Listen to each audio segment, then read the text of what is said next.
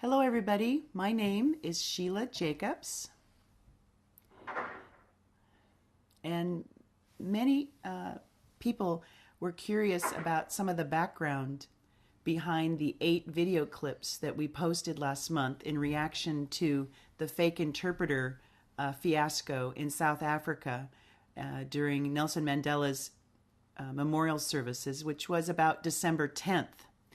Remember the interpreter that was standing there on the stage when President Obama was giving his presentation, and many of the hearing world leaders were shocked and sort of like woke up to how could this happen? And they had so many questions about the deaf community and interpreting. So I had wanted to create a double pride response to the fake interpreter issue, and that's where that was the roots of the 8 video clips that we developed and produced. So I wanted to share with you now in American Sign Language to further clarify and introduce the 8 video clips and the context.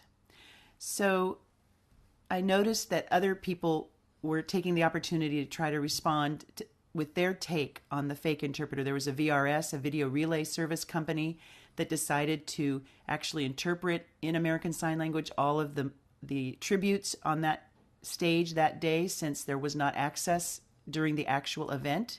And they invited people to send their international sign languages and post their translations as well on their website. Secondly, there was a op-ed by Kelby Brick. And Kelby Brick, I was really interested in his op-ed because he focused on not just having real hearing interpreters, but that we should consider having deaf relay interpreters as well.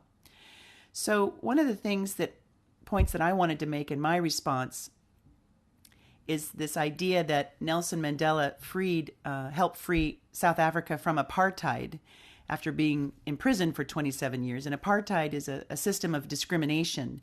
And Nelson Mandela was in prison for 27 years and then was released to be part of the leadership to dismantle apartheid in order to have a more equitable South Africa. And so it would be important not to just have what used to be white-controlled South Africa to become just black-controlled, where the whites are now on the bottom.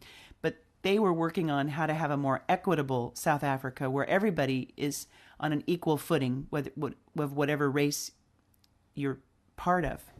So I realized that the term apartheid actually applied to our experience in the deaf community, because many of us feel that there is a sign language apartheid around the world where deaf people feel that they are not getting equal access to the hearing world and not an equal part of decision making for things that impact deaf people, and not equal access.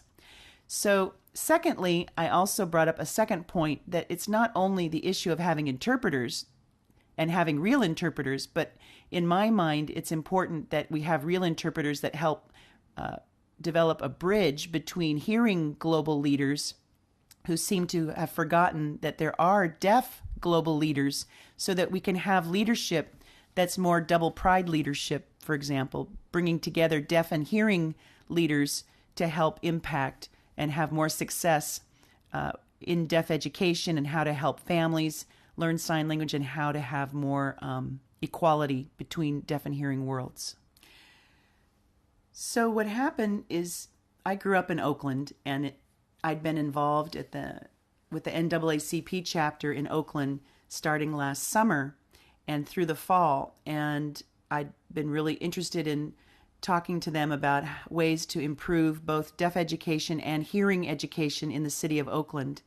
And NAACP is a Black rights organization, and they decided to host their own memorial service to pay tribute to Nelson Mandela on December 14th. And so I volunteered to be their quote-unquote real interpreter, and we had short notice because it was all happening so fast. The December 10th memorial, and then NAACP advertised theirs on Saturday, the 14th of December, and I had offered the 24 hours ahead. So we were very fortunate that we had 3, we tried to get the word out, and we had 3 Black deaf leaders join us. We had Francis Filry, I'm not sure if I'm spelling his last name correctly, and he happens to have been born and raised in Africa in the same tribe as Mandela. And when he got up to share his memory of Mandela and actually meeting Mandela, I was the quote-unquote real interpreter speaking in English, and the full house of Oakland dignitaries and VIPs who were in the audience were fascinated by Francis's experience and point of view growing up in Africa and having met Nelson Mandela. And many people came up to me and said that they learned quite a bit about deaf people in our involvement in that memorial service. There was also Antoine Hunter, who's the president of Black Deaf Advocates at the Bay Area chapter, and then Melvin Patterson is a part of DHI, Deafhood International, on the board, and he was able to make it as well. Those three leaders were standing up front with me. And then I asked if we could include a song at the end of the memorial service called We Are the World, which is a very well-known song in the hearing world.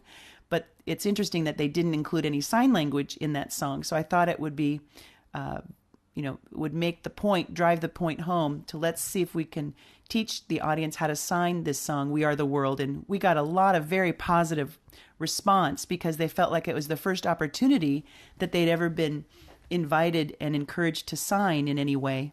And this was like an appetizer for them, and it gave them a taste and inspired some, hopefully, to learn more sign language by taking an ASL class sometime along the way. And then they also responded because they have a youth program at the Oakland chapter of NAACP, and I saw that people were talking quite a bit right then and there after we finished signing We Are the World, that they wanted to include deaf youth in their NAACP youth program. So thank you again, and Double Pride is looking forward to posting more video blogs after we had this experience last month.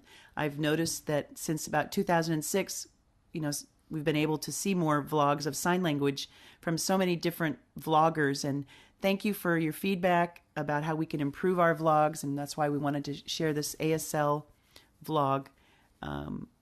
And I think also we have different audiences that we're trying to reach, the deaf world audience and the hearing world audience. And I think that in the different vlogs that I've seen, when deaf people sign an ASL with no voiceover and no captions, that means that the hearing world misses out on your important talking points. So I think that, I was trying to reach a hearing audience and a deaf audience using signing and talking, and there's different thoughts about that. So I think that if we continue to collaborate, we will benefit by collaborating on how we can all improve our vlogs to reach both worlds. And it was so busy during the holidays, so I wish you all now, in January 2014, a happy new year, and may 2014 be full of positive things. And if you have any questions, email me at Sheila, SHEILA, @doublepride.com. Thank you.